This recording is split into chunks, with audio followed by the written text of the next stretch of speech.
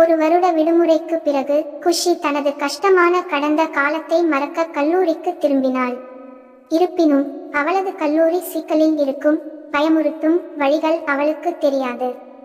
அவள் வளாகத்திற்குள் நுழைந்தவுடனே விஷயங்கள் கையை விட்டு போய்விடும். விரைவில் 100 ஆண்டு பழமையான நிறுவனத்தின் மோசமான மற்றும் சபிக்கப்பட்ட வரலாற்றின் காரணமாக பல மாணவர்கள் பல்கலைக்கழகத்தில் இறக்கின்றனர்.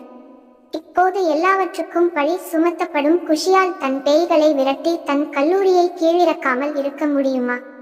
உங்களுக்கு முன்னால் என்ன நடக்கிறது என்பதை புரிந்து கொள்ளும் முயற்சியில் நீங்கள் பெரும்பாலும் திரையை பார்த்து கொண்டிருப்பீர்கள்.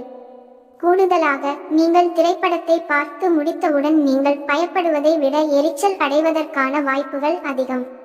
பாரத் ஜி இயக்குனராக அவர் அறிமுகமானது பயங்கரமான முரண்பாடானதாக இருப்பதால் அவரது எஞ்சியுள்ள சரியான வார்த்தை குழப்பம். ஸ்பூக்கி கல்லூரியின் 2 மணி நேரம் 13 நிமிடங்களில் பெரும்பாலானவை ஒரு சதி மற்றும் ஒரு நோக்கத்தை தேடுவதில் துள்ளல் மற்றும் நெளிதல் ஆகியவற்றில் செலவிடப்படுகின்றன. பெரிய திரை வரவுகளை காட்டுகிறது. முக்கியமாக அவர் ஸ்பூக்கி கல்லூரியில் 2 வித்தியாசமான படங்களை பற்றி சிந்திக்க முடியும்.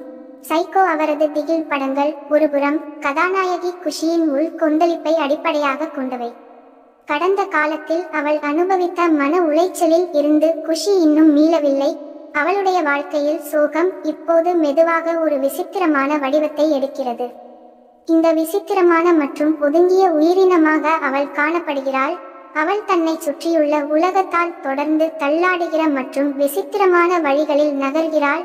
அவள் தற்போது காதலின் காயங்களை ஆற்றுகிறாள் என்பதை அறியவில்லை.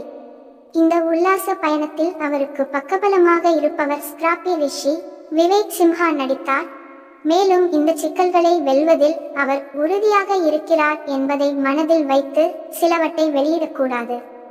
மறுபுறம் கல்லூரி மாணவர்களை பற்றிய சில திகில் கதைகள் பொதுவாக விசித்திரமான நகைச்சுவையான திருப்பத்தை எடுக்கின்றன. செயின்ட் நார்வேஜியன் இன்ஸ்டிடியூட் ஆஃப் டெக்னாலஜியின் பேய் பழைய தாழ்வாரங்களில் பதுங்கி அதன் இரையை பரந்த அழுக்குகளில் சிக்க வைக்கிறது. இந்த பேய் மாணவர்கள், ஆசிரியர்கள் மற்றும் பல்கலைக்கழக விரிவாக்க ஊழியர்களுக்கு எண்ணற்ற முறை தோன்றியது. இந்த நிறுவனத்தின் தவழும் தன்மைக்கு மறைந்த நார்வே நிறுவனர் மைக்கேல் ஹைடெம் காரணம் என்று மாறிவிடும். ஒவ்வொரு முறையும் காதல் என்ற வார்த்தை வளாகத்தில் பேசப்படும்போது மரணம் பின்தொடர்கிறது.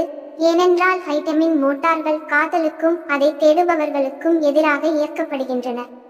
பரத் ஜி தற்போது பின்வருவனவற்றை சாதிக்க முயற்சிக்கிறார். முதலில் அவர் 2 கதைக்களங்களையும் பிரிக்கிறார். பின்னர் அவர் பார்வையாளர்களை முடிவில்லாத யூக விளையாட்டில் ஈடுபடுத்துகிறார் மற்றும் அனைத்தையும் ஒரே செழிப்புடன் கொண்டு வருகிறார். இந்த ஏமாற்று விளையாட்டு படத்தின் முதல் பாதி முழுவதையும் ஆக்கிரமித்துள்ளது. மற்ற கல்லூரிகள் ஹைடெமின் குழப்பத்துடன் இணங்க முயற்சிக்கையில் குஷி தான் இன்னும் பெரிய படத்தின் முக்கிய அங்கமாக இல்லை என்பதை நிரூபிக்கிறாள். அவள் நல்லறிவுக்கான தனது சொந்த தேடலையும் தொடர்கிறாள். எக்ஸார்சிஸ்ட் மற்றும் பல நீதி தேடும் முகவர்கள் பல்கலைக்கழகத்தை ஹைடெமில் இருந்து விடுவிக்கும் முயற்சியில் இணைகின்றனர். இருப்பினும் திட்டமிட்டபடி விஷயங்கள் நடக்காத போது குஷியும் அவளது இருண்ட கடந்த காலமும் எந்த மற்றும் அனைத்து தீர்வுகளையும் தடுக்கிறது என்பது தெளிவாகிறது. அதிகாரி ஸ்பூக்கி காலேஜ் காகிதத்தில் ஒரு கவர்ச்சியான கதையாக தோன்றினாலும் முரண்பாடுகள் ஏராளமாக இருப்பதால் ஒரு தீவிரமான படத்தின் தீவிரத்தன்மை இதில் இல்லை. பரத் ஜியின் எழுத்து வலுவான உணர்ச்சி மையத்தை கொண்டிருந்தாலும் ஆழம் இல்லை. மாறாக இது வேடிக்கையான மற்றும் முற்றிலும் போலியாக தோன்றும் ஜம்ப் பயங்கள் மற்றும் அலறல்களை நம்பியுள்ளது.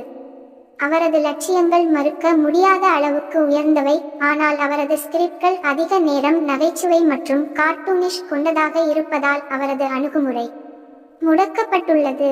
சலிப்பாக முக்கிய கதாபாத்திரங்கள் கூட ஆராயப்படாமல் விடப்படுகின்றன.